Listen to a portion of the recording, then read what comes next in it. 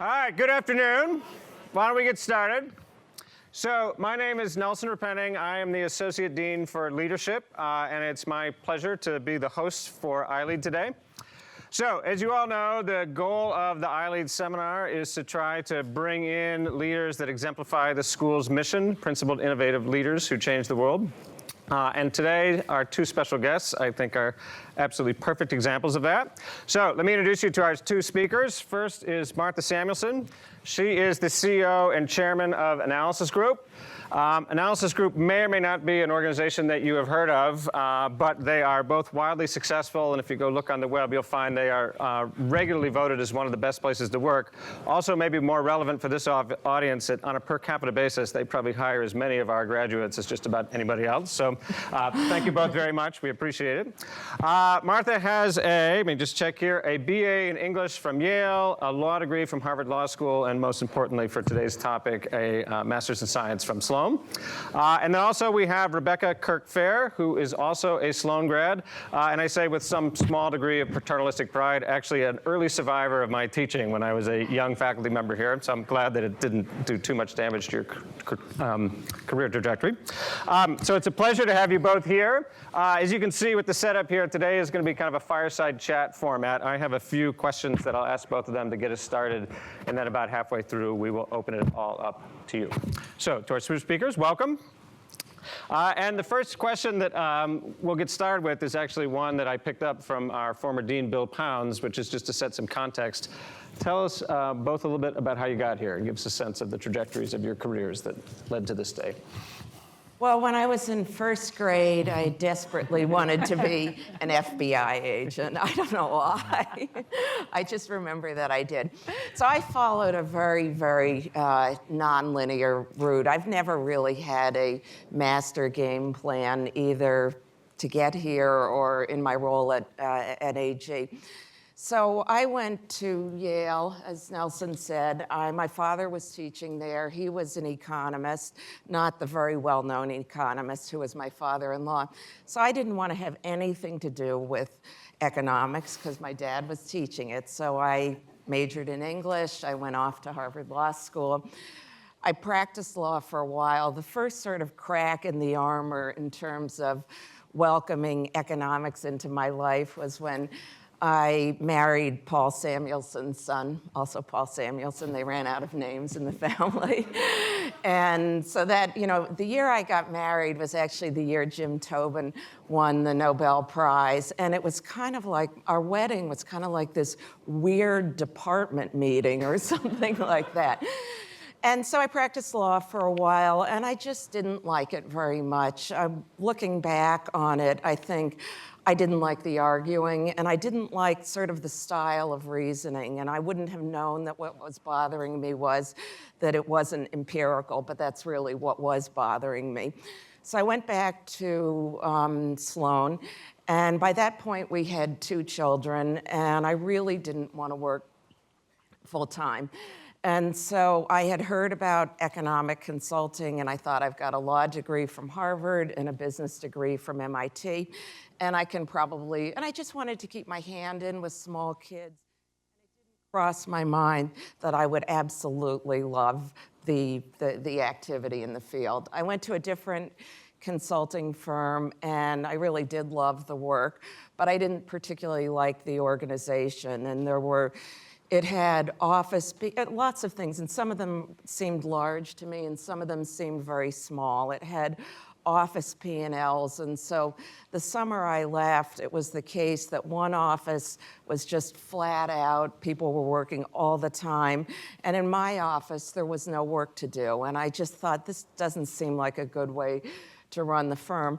And then even small things, which troubled me.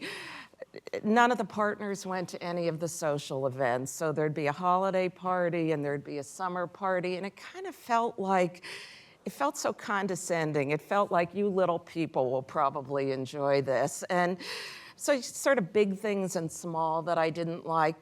And at that point, so I looked for a job, and I had a job offer from an accounting firm. At that point, they were sort of big and successful in our field.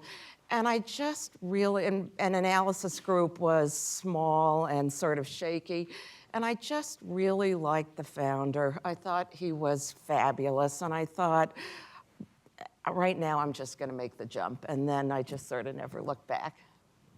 Great. And that founder is also a Sloan alum, PhD, Yes. Oh, yeah, but PhD. another Sloan Yep. alum. Yep. Mine's more linear. I wanted to be a lawyer when I was 12, and I always wanted to be a lawyer until I worked at a law firm for an internship, and I really didn't like it. And then there was this orange piece of paper up in the career office at Middlebury College where I went, and it said, healthcare, economics, consulting, litigation. And the only thing that came to my mind was maybe they'll hire me. I had no idea what analysis group was, and I didn't really figure it out until about 6 months into a project I was actually doing with Bob Pindyck, who joined us today. And I was working there for 4 years before I came to Sloan. It didn't really seem like there was any other place for me to go to business school. Martha had gone here. 2 of my other very close mentors had gone here, also both women. And then a guy I was super close with had gone just a couple years before me. And then I was working with Bob Pindyck and John Hauser and a couple other Sloan professors, Ernie Barrett and Arnie Barnett. And so it just seemed almost like it was a foregone conclusion that I would join Sloan. And then I thought I'd head back to analysis group, but I came to Sloan in 2000, and you're probably mostly too young to remember the first bubble that burst in the last 20 years, but the dot-com bubble was really looming large, and no one thought that I made any sense that I was going back to this little tiny consulting company. I think we had maybe 200 people at the time, nationwide. I didn't know what title I was going back for. I didn't know what salary I was going to take. I didn't really have any idea what I was doing, except that I really wanted to go back to analysis group. But I took heed in what my classmates were saying, and I started going to every presentation and interviewing every classmate I had. What did you do? Did you like it? Why do you like it? What did your boss do before you came to Sloan? What do you expect to be able to do when you come back? And nobody felt as passionately about the organization they were with and the people they had worked with. And they would ask me questions about why was I so loyal? And I think that'll come out in a subsequent question, but it really came down to the people. So I've been here for 15 years post-Sloan, and I've worked my way up title by title, and now I'm a partner in the organization. And I've worked in many of our offices. I lived in California for a couple years, and I helped with build the new offices we have in Europe, even though I'm not there. And it's a really special place to me. So it's been linear, but every day is a choice. Every day I come to work and think, is this where I want to be? Do I want to do this tomorrow? And I actively choose to come back every day because it's a great place to be. Great, thank you. So analysis group is very familiar to some of the members of the Sloan community, particularly a couple of our faculty, but may not be as known widely. So tell us a little bit, sorry about my mic here, tell us a little bit about the kind of work that you do. Sure. So in the associate recruiting, sort of trying to bring people like yourselves into the organization. So there's a couple ways to think about that. So I'll first talk about the kinds of assignments we have, and then I'll talk a little bit about the roles that people have on those assignments. So we were founded by a Sloan alum who really focused us on antitrust and litigation support. And that's the majority of what we do, but it's a shrinking majority because we do so many other things at this point. So on a litigation case, we often work with people like the professors in the audience here and other professors at MIT and Stanford and Yale and Columbia to evaluate sort of the empirical parts of a litigation case. So in antitrust, we ask questions like, is the market competitive?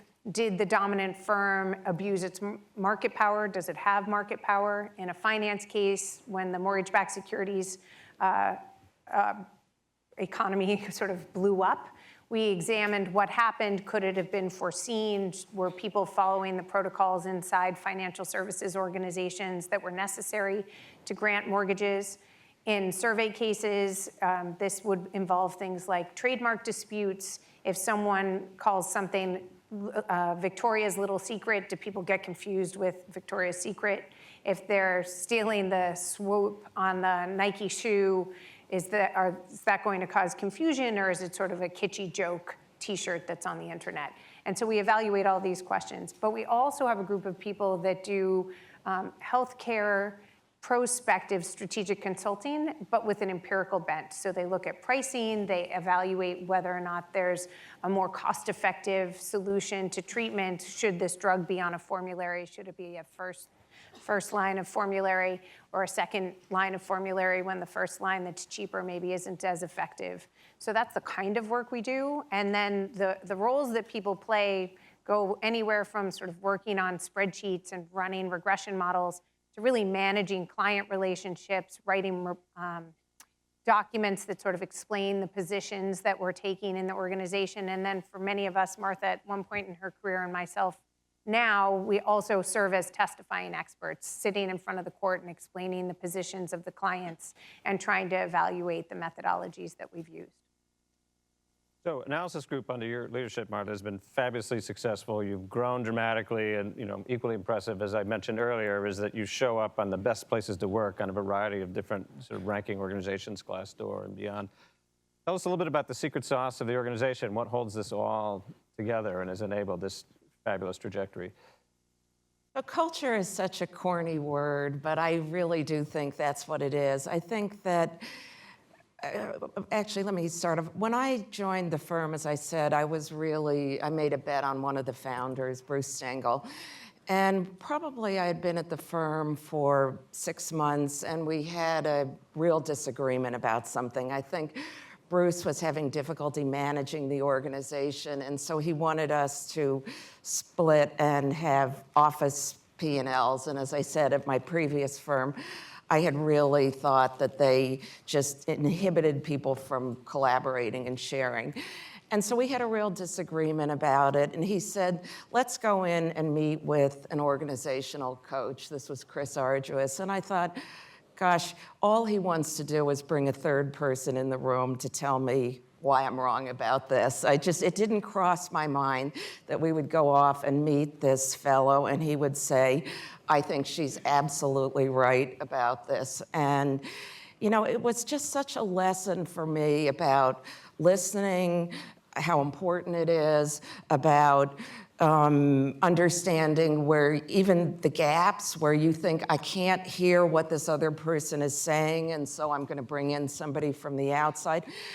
I think Bruce really wanted to run a firm with a certain type of listening, respect, trust-based culture, and it was very meaningful to me as someone who he was bringing along. That's been what's been important to me. I really want to have an organization where people are treated with respect, where we collaborate, where we think about the long term. I think there are all sorts of purposes organizations can have. There are organizations where the binding force is, the vision of the organization is, I want to make a lot of money, or some group of people. That's not what's important to me. Along the way we have, but what's important to me is, I want to be in an organization where I'm impacting people's lives in a positive way. And as Rebecca said, in the organization in terms of how they grow and prosper, I want it to go on when I'm not there. That's incredibly important to me. And I don't want people to have to choose between what they're doing at work and their outside life, because it just, again, that can work for the short term, but I don't think it can work well for the long term. So one of the things I'm very proud of is, someone like Rebecca. Rebecca and I met when she was an analyst. She actually walked into my office one Friday afternoon, burst into tears and said, I'm being asked to do something that I just don't think I should do. And I said, we talked about it. I said, yeah, I don't think you should do this either. And she then was worried, is it going to matter that I cry? I said, I cry every day. I just think that for me, it's been very meaningful having an organization where I just feel like trust is so central. I feel like people feel like that's what's important to me. That's what's important to the other partners, and having the organization be successful in the longer term. Maybe I can provide a little more color from where I was sitting. So Martha and I met when I was 22, and I had been asked this very difficult set of questions where it's not they asked me to do something that was like ethically wrong. They were asking me to do some analyses that I didn't agree with, and the positions they wanted to take in terms of how the market worked didn't seem right to me, but I was 22, and it's hard to believe now, but there was no internet. I couldn't really look something up. So I went to Martha, who I had never actually had more than a sentence in the hallway, hello, nice to see you kind of conversation, and explained the situation. And there was a partner on the case. The partner flew back from a 10-year anniversary trip. There was a PhD economist who was brought onto the project that day, and I left on vacation. And when I came back, the client on the case had signed this book he was the lead editor on, and he was a really difficult client, and there really aren't that many people in the organization who think of him fondly, but he was on our board of directors. And I'm still to this day not totally sure what Martha said to him, but I got this nice note that said, to one of my favorite people in the world, love always, Jim. And I thought, this organization is out of its mind. I'm 22, I'm nobody. Somehow, this person who's on the board of directors has been told they're wrong. We filed the report I thought was right. I had the partner come back and took care of the filing of the report, and I went on vacation. And so when people would ask me, why would you go back to this tiny little organization without stock options? I would tell this story, and they'd sort of get this look of understanding on their face. And there have been many, many moments that the senior leadership has chosen those of us who were not in the senior leadership, and I see it as my job to steward that forward, that I should continue to invest in the junior people because they're the future. If you're a privately held company, I need them to grow into the roles and be successful. And there's a shocking number of us that were analysts and 21, 22 years old in the organization that are running the LA office and running the Denver office and active participants in the Boston office. And that ability to see us as the future of the organization and not sort of pat us on the head when we become partners and say, isn't it cute, they're now one of us, but to really treat us like equals with a strong voice in the organization is just how the culture works, and I think it is our secret sauce. Can I say one other thing? Yeah, I think also that it's important for the organization and for the culture of the firm that it get tested. It's easy to say we treat people well, the assets go down, take the elevator out every night, all of that stuff. I think there was a period of time where the other consulting firms in our field started to go public, and I thought it was a terrible thing for the long-term health of a professional service organization. It's just obviously a giant wealth transfer from the future to the present, I think. But I remember we were talking to some small firm at that point in time, and they immediately sold themselves to a public firm.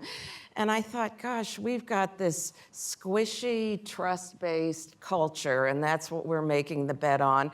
And other organizations in our field are throwing money at people. And it was very frightening.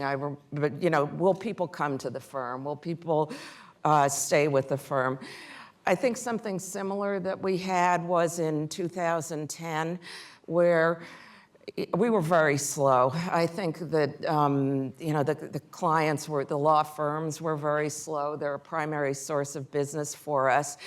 And we made a decision as a partnership that we were not going to rescind offers. We were not going to have a layoff. The partners were going to absorb it at the slowness of the firm, and we were going to absorb it with the most senior people like me absorbing it the most and sort of working our way down like that.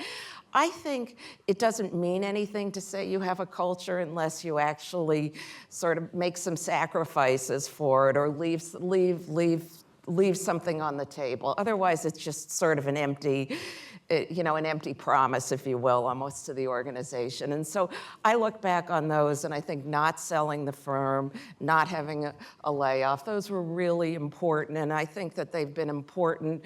People can see it at the organization, and they mean something in terms of this is a real thing for us.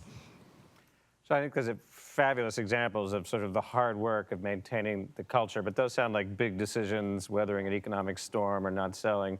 Any sense from either of you of sort of the hard parts on a day-to-day basis of maintaining that? Because it would be the easiest thing in the world to sort of depart from that. So how do you get that, what are the nuts and bolts of getting that done on a regular basis?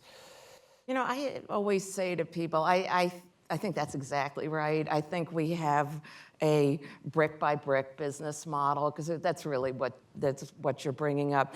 We spend a lot of time on decisions that we make. We spend an enormous amount of time on evaluation and compensation, and we do that.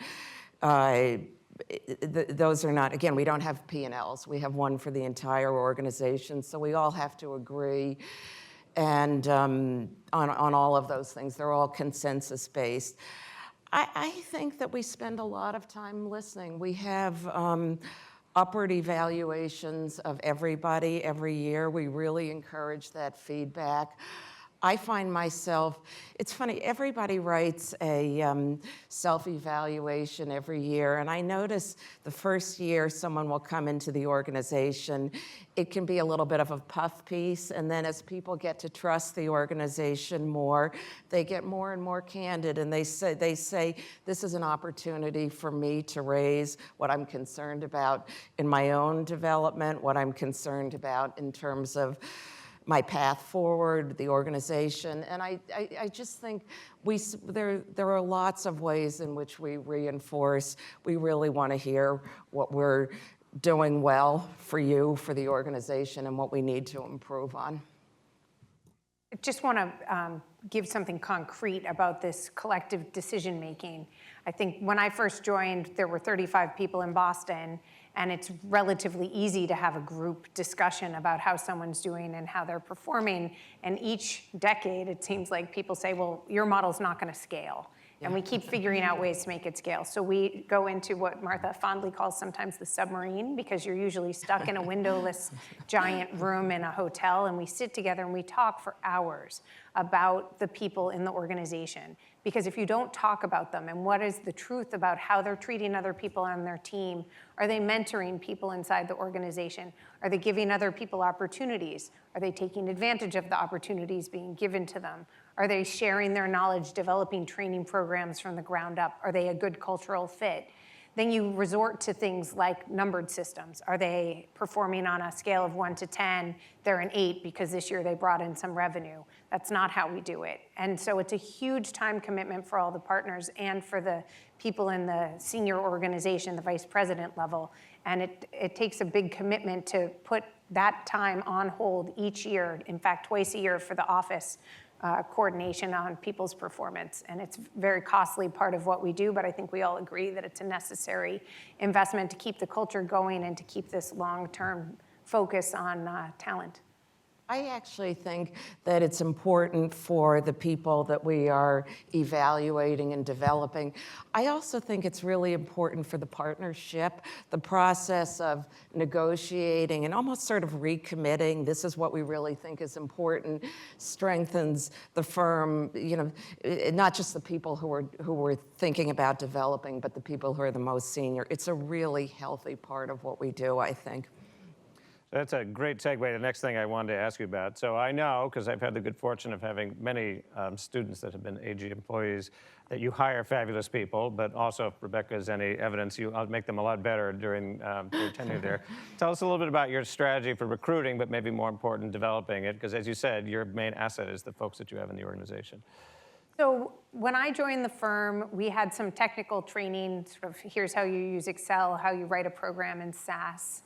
But we always had an on-the-job apprenticeship model that was really rich. You sort of worked with a senior person, they took an eye on what you were doing, they'd give you examples of how to write reports and explain. I remember being in a number of conference calls where the phone would be put on mute, I'd get an explanation of how we were going to approach answering the question, often difficult conversations where we might disagree with the lawyer's tact on something, and then it would be taken off and I'd get to see it in practice or we'd debrief afterwards. And so we continue to have that commitment to this apprenticeship and really sharing the why, not just letting people observe, but explaining why we do things the way we do it. But we've gotten big. Part of being big means there's some stickiness of knowledge, stickiness of experience. If you're in the right group, it might be easier to gain certain skills. And so 3 years ago, we hired a phenomenal woman to head our learning and development program. And she has a real structured commitment to not just teaching the technical skills, but having ways that we can all self-reflect. So there's this thing called the VP Forum, and we bring together people who are sort of 3 years or more on the job, where they can ask any questions they want of the senior people in the organization. They can explore the struggles they're having, come up with innovative solutions for how to address growth, business development. We have a program for teaching people how to manage one another. You can be a really great associate and come out of Sloan with having taken some management classes, but that doesn't mean that you've actually done it in practice. What does it mean in practice to staff a case team, things like this? And so that is about both developing the talent, but also making sure that the people who are senior and overseeing the young people out of college are treating them with the right respect and giving them the opportunities and helping to facilitate their growth and development. So we're constantly looking at new ways to supplement and complement our apprenticeship model and teaching people how to be good mentors and how to receive mentorship, this candid dialogue that's often necessary to make sure you're growing and improving. That's been one of the most interesting things to me in over the last many years, is figuring out what absolutely can't change, which is the culture, and figuring out what absolutely has to change, which is we're just a different organization in lots of ways. It's people, the business has changed. I think I hadn't realized when I found this so interesting way many years ago, that we were making a big bet on technology, and it turns out the rapid growth in what you can do with technology has been enormously important for the growth of the firm. It's just, we're in an industry where one side does something, the other side has to respond. And with the things we do, the technology that we use is just so different from what it used to be. Again, I think having a culture where we're very focused on the long-term development and health, really, of the people who work at the firm, that's been a constant. That gives us a way of thinking about problems. But then how we implement it just has to change. And I remember when one of our partners first wanted to put in a formal performance evaluation system, and I said, we absolutely can't do that. We've got this wonderful, less formal apprenticeship process. We're going to choke that out. He was totally right. We obviously had to adapt in that way to the size of the organization and just the number of people. But that's been what's interesting, is some things can't change. They're just critical decision rules, and some things absolutely have to. That's great.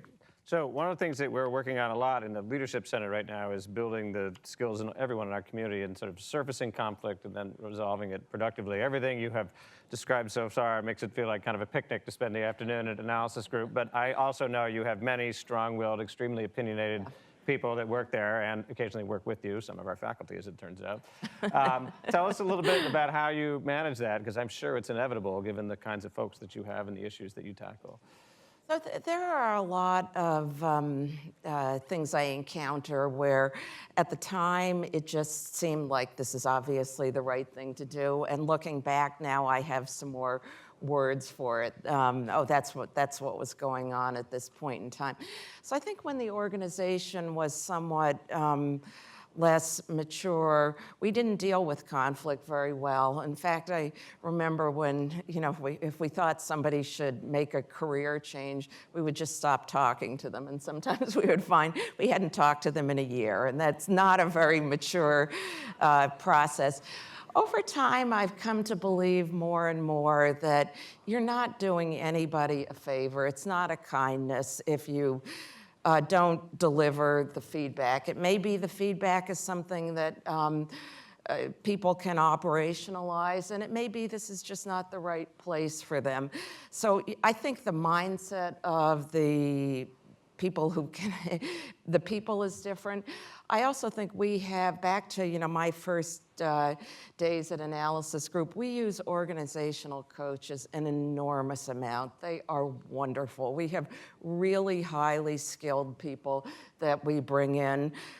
Our learning and development person has also brought some, how to deal with conflict curriculum into the organization. But we go to coaches, and it's enormously helpful because most of the time people are really well-intentioned and they are trying to do the right thing or trying to figure out, is this the right place for me? And sometimes a skilled person can really help people just hear each other better. The other thing about using these coaches is sometimes having the external person to go around and gather knowledge and information about how you're doing is really valuable. People who work for me may really like me as an individual and may enjoy our projects together and don't want to hurt my career, but they see things that I could improve on. And so we have something that's a formal 360 that we particularly do with senior people at a minimum when they get promoted to managing principal or principal, but I've had 2 of them. And let me tell you, seeing the quotes that first time was really jarring and very upsetting, and it's hard not to only focus on the things that you could be doing better, but with the right coach, you can sit back and think about how your good intentions might have an unintended consequence, and that there might be ways that you could improve in how you deliver feedback or how you're asking for something. It also gave me some language and vocabulary to share with my teams. I tend to talk fast. Sometimes I'm not clear on deadlines. These are not mistakes that are just going to be detrimental to my future in the organization, but they can be really frustrating for my case teams, and recognizing that in myself and pointing it out when people join my case teams, it then makes it discussable. They can say, haha, you forgot to tell me, when's that due? So it's really a nice part of the firm, and I think a real investment in the people and the culture. So in a moment, I'm going to turn it all over to you all, and we'll get some questions from the audience. But last question before we turn it over is, any advice, particularly for our MBA students that are embarking on the next phases of their career shortly, before we open it up for questions? Well, I think at some point in your career, there is always the option to take the more prestigious job or to think about preserving your options for the future. And at some point in your career, I think every one of you is going to want to take a risk and do the thing that is the less prestigious thing, make that choice. And when you're thinking about what your career options are, I would think very hard about what your gut is telling you, because I think that tends to be an enormously important synthesizer of lots of information that you may not be articulating to yourself about the people or the organization. Ultimately, you're going to make a bet on mentors and the work being interesting to you and compelling. And again, I would take your gut awfully seriously about, is this the right choice, in particular if it seems like the less prestigious or conventional one. I had faced all these kinds of questions when I was leaving Sloan, and everyone was choosing the prestige or the stock options or the glamour. And I really listened to my grandfather, who told me when I was very young that it sort of didn't matter what you were doing. What really mattered is that you enjoyed the people you were doing it with. And when I'm up really late doing something that's tedious, I am very glad that I'm doing it with people that I can laugh with, that I trust, that I appreciate. I've always felt heard.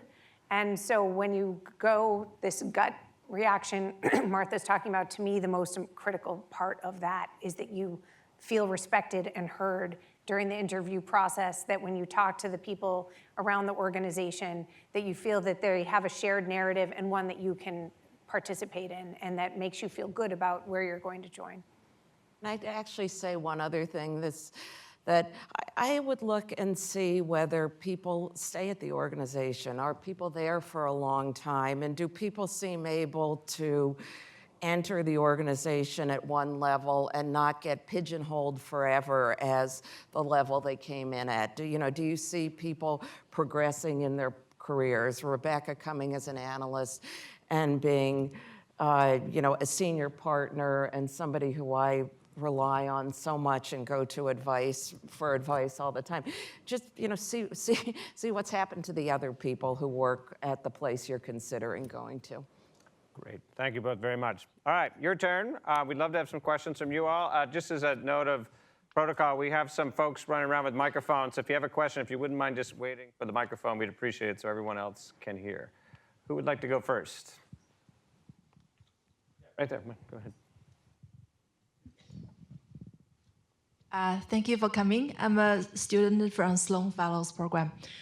So you mentioned previously your competitors went public, and I'm not sure whether you had a difficult time back then as a private firm to retain the talents, especially when you invest so much to the people. And is culture helping? Is culture the major strength that help you retain the people, or can you share something about that? Thank you. The short answer is yes. It happened. It's been very important to me to run a firm that's not transactional. And what that means is I always assume everybody might know everything. I like to think that if we pay this person something, everybody who's similarly situated, is doing the same thing, is going to get paid the same thing, is going to have the same progress in their career. And I think that that's been enormously reinforcing of the culture. People really believe that being transactional is not going to get them ahead. It's just not what we do with the organization. And I think ultimately those public firms are just extremely transactional. It's just a very different business model. And personally, I think that not going public was unbelievably loud and important to the people. So I guess what I'm saying, more words, I think we gained a lot more people than we lost as a result of making that decision, because it's obviously not one that was in my short-term interest. One thing to point out, we have lost a number of senior people along the way because they're looking for a paycheck, or they're looking to be the star, and we're not really a star organization, we're really a collaborative one. And as someone who sort of emulated what Martha and Bruce and many of the other partners that have all stuck together through this rapid growth felt, and that voted with their feet by not going public. I was not a partner when this choice was being made. I was sitting on the sidelines thinking, if they go public, I have to quit. I hope they don't go public. What are they going to do?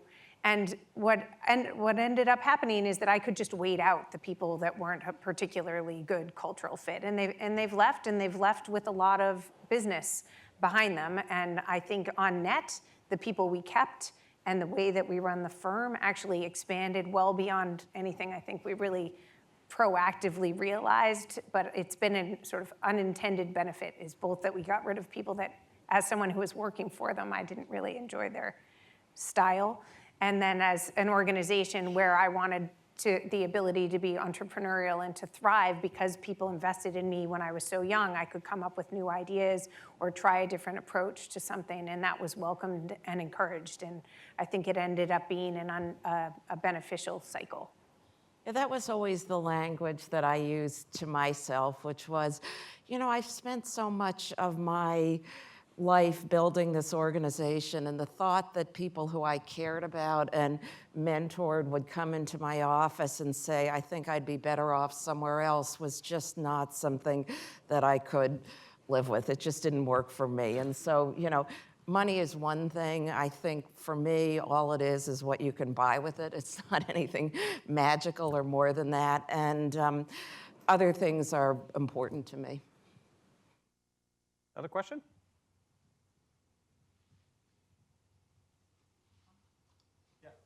Oh, yeah, well, going back first, and if we could get a microphone down here. Yeah, go ahead. I was just going to ask, you said a lot of your business has been focused on litigation in the past, but you said that might be changing, that might be a smaller portion of your business. What do you guys see as major areas of growth in the future? So it's a smaller proportion of our business, not because it's shrinking, but because the other things we're doing are growing and expanding.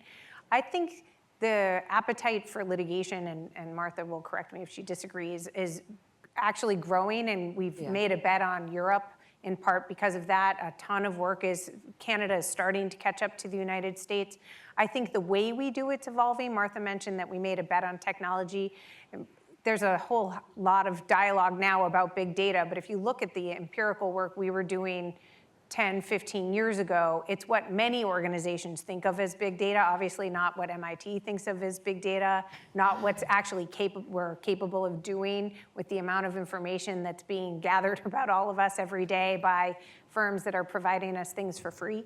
But I think that that's probably the biggest shift, is the way that we're doing the work.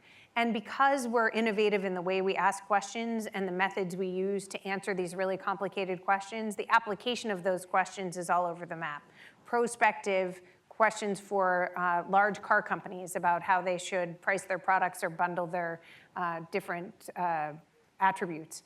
There's big questions about drug prices, especially outside of the United States. What's a competitive price when the price in the United States may or may not be set by a competitive process, but is highly influenced by the cost of approval, which is just skyrocketing. And then how does that get benchmarked outside of the United States? So I think it's just more about where we can apply new tools and the litigation environment catching up in Europe and Canada to what it is in the United States. Yeah, so I'm just going to echo what Rebecca said. I think that high-end bet the company litigation is an annoying. So overall, I don't think litigation or law firms are necessarily a boom industry right now, but at the very high end of the market, I think it is. I think we do a lot of work on, sort of very high-end mergers. Should the number 2 and the number 3, Anthem and Cigna, be allowed to merge? And the technology and the methodologies we use are just very sophisticated and moving all the time. So that's one thing I think. The other thing in terms of where the growth is coming from is I view so much of my role as supporting an entrepreneurial culture at the organization. And so in some ways, what my job is to do, what part of my job is that's important, is to get out of the way and make sure that we have the resources available to support entrepreneurs in the organization. So Rebecca, along with these 2 gentlemen, was part of developing a market research practice at our firm. And that was a real bubbling up entrepreneurial activity. And so much of what I think my job is to make a home for the entrepreneurs and make them be successful, and also encourage them to take the risks. If it doesn't work out, it doesn't work out. It's much better to take the risk. So the answer is, I don't know. It's going to come from these other people I work with, I think. I wanted to ask you about your mentoring program, which seems lovely and very formalized to me. And I wondered if you always had that, if there was a reason you implemented it. Oh no, I don't think it's formal at all. I mean, we have More so than companies I've worked at. Yeah, we have formal structures as we have gotten bigger, but no, the mentoring has just been what we've wanted to do. It's been very important to the mentors. I think that we have also we encourage people to be good mentees. I think that part's really important. I think you have to make it safe and comfortable. Rebecca would come to me, did I talk too much in that meeting? Should I have done this differently? And that made it very easy for me to say, yes, no, don't worry about it. This is something you could work on. But I think because it's happened, because people are working together, because they've got an affinity for each other, part of it has been just incredibly powerful at the organization. There are probably 6 or 8 partners who've been partners for a long time who have developed a lot of partners. I'm one of them, but there are 6 or 8 of us, and it's really, in some sense, in our organization, you're not considered to have succeeded until you've developed other people into partners in the organization. There's just something you haven't done that's really important and central to the organization. Everybody understands that. I don't know why, but they do. So I think one thing we do that most, even of our closest competitors, based on conversations with them, don't do, is we actually reward people for the mentorship. And if they're not mentoring and developing people, they actually get dinged. So we've had people who had a big enough book of business to get promoted to partner that were not sort of playing nice in the sandbox, and they've been held up 6 months. It's not that we're going to let them run off or not realize that we see their value, but they're told very explicitly, this isn't working. This is some gap you have. When people are in a more junior role, we have very important moments in their careers where we have someone in the vice president cohort that's sitting with them and talking to them and developing them. And those vice presidents are explicitly rewarded for the time they're spending recruiting, developing talent, developing the training programs. And I think because that happens all the way through the organization, you end up with relationships like we have. Martha was never my formal mentor. I have a formal advisor. He actually opened the London office. He's been my formal advisor for a very long time. But the 2 or 3 people I talk with on a daily basis to explore real concerns I have, last year I went to Martha and said, I'm blowing up. I can't handle this. How do I deal with it? And she had some very concrete, we walked through not what did I want to deal with, but what was on my plate? What were all of the different things I was doing? And because I knew it was safe, I could actually take advice like, try saying, not me, this person can do it. And that it wasn't going to be held against me that I was overwhelmed. And if you create that environment and you reward people for helping people get out of those tailspins, I think it just really reinforces that it's a safe place to be vulnerable. What was that quote you had? Ask your mentors for advice, not brownie points. Brownie points. Yeah. I think it's a really important part of the firm. Let me actually just follow on to that. So professional service firms and finance typically are notorious, at least historically, for asking people to work really long hours, always in the office, can't leave until the senior partner goes home, imposes huge challenge on a variety of things, work-family balance. Tech companies typically have been a lot less sort of focused on that, and you can work from home, and certainly we have ever more ways to do that. How are you all adapting to those possibilities? I think people work hard at our organization, and it can stress them out. And I think as the firm has matured, people are probably working harder. I think we've sort of moved into this really high-end bet the company litigation. And so it's an ongoing struggle for us to figure out how to make it okay for people. It's really important. I certainly think nobody is sitting there waiting for somebody else to leave. We just keep trying, people certainly can work from home we were talking about this earlier. I'm on more phone calls where there's barking going on in the background, and I think the barking is not occurring in the office.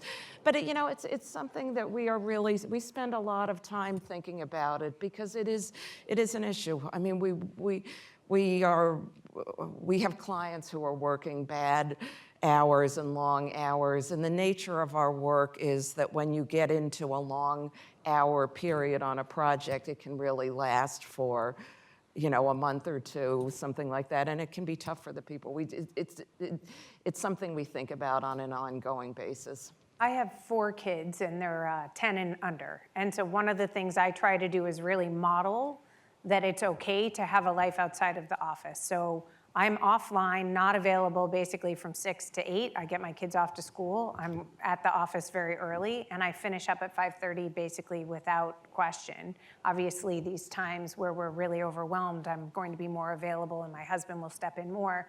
But between 5:30 and 7:30, I'm also offline. And I'm speaking at orientation on Sunday. I'm going to bring one of my 4 kids. We're doing it at the aquarium. People should see that it's all right to have a family. I should have a family. You should have whatever that means for you, friends, extended relatives, a child. It's really important that we model that it's okay to block off periods of time in your life and to say, no, I can't take one more case, or I can do that, but I need 2 weeks off. I need to breathe in between my projects. And so it's really important, and sometimes we all have to be reminded that if I look overwhelmed and I'm taking on too much, I'm teaching them modeling bad behavior and trying to figure out what's the balance between running ahead and being successful and not being a free rider and also recognizing that we get the best out of people if they're happy and they're balanced and they have an opportunity. So again, we try to invite the conversation. If you can't figure out a solution and it's been too many weeks in a row, come see me. I might have an idea that's worked for me. If I don't have an idea, I have lots of people to go to and discuss the problem with. So. Great. One or two more questions from the audience before we wrap up?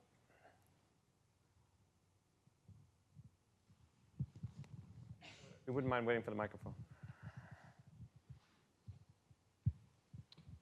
Thank you. Kevin Reynolds. I'm a first year in the MBA program. You've talked about how Analysis Group really promotes a collaborative and entrepreneurial spirit, which I think is a common theme for a lot of us of why we're here at MIT. I'd be interested if there were any other experiences during your time at MIT that you learned from or you see similarities to in your current work at Analysis Group. Thank you. You know, I wish that it was just last week that I was here, but and it's a worse problem for me. Yeah. So one of the things that I got out of MIT was the opportunity to try different styles of teamwork. So we mentioned that I ask questions like, did I talk too much? This is actually a real problem for me when it's not appropriate for me to be talking and I can't stop.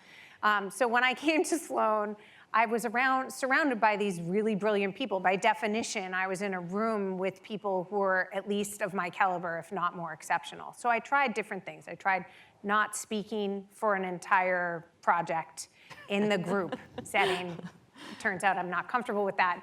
I would try other things like, what if I let someone else lead the intellectual decision making and I was more collaborative on the execution? What happens if I'm a louder talker, a softer talker? Should I do one-on-one dynamics? So for me, Sloan's freedom that it gave me, that I wasn't being judged in some way that was going to have long-term repercussions for my success. I could try stuff out. I leverage that quite often. In terms of trying new things, Martha mentioned these two gentlemen, they're in the front row. John Hauser was my professor. We had worked a little together before I came to Sloan, but not much. But I really got a chance to try out different empirical methods of market research. And so for me, that was a very tangible training, a ripe environment to learn new methodologies and skills. And it's one of the fastest growing parts of the organization in terms of adding new staff. This is the first year we're going to recruit specifically for people with backgrounds like Renee, who's in the front row as a PhD in this field. And we're going to try and bring people all across the firm in our various offices to do that. So MIT introduced me to new methods, but also new things about myself or reinforcement of what my mother probably could have told me in the beginning. I think what startled me when I came to MIT from practicing law was just the rigor and the intellectual curiosity. That was the part that was the most remarkable to me, and that's been, just the excitement about, I've got a better idea. I've figured out a way to turn this picture around and everything falls into place. And that was just sort of what knocked me over when I came to Sloan and what's been enormously important at AG as well. Great. Fabulous. Well, Jackie tells me we need to wrap up. So Martha and Rebecca, thank you very much. We are very proud to have you as members of our community. Thank you for your time today.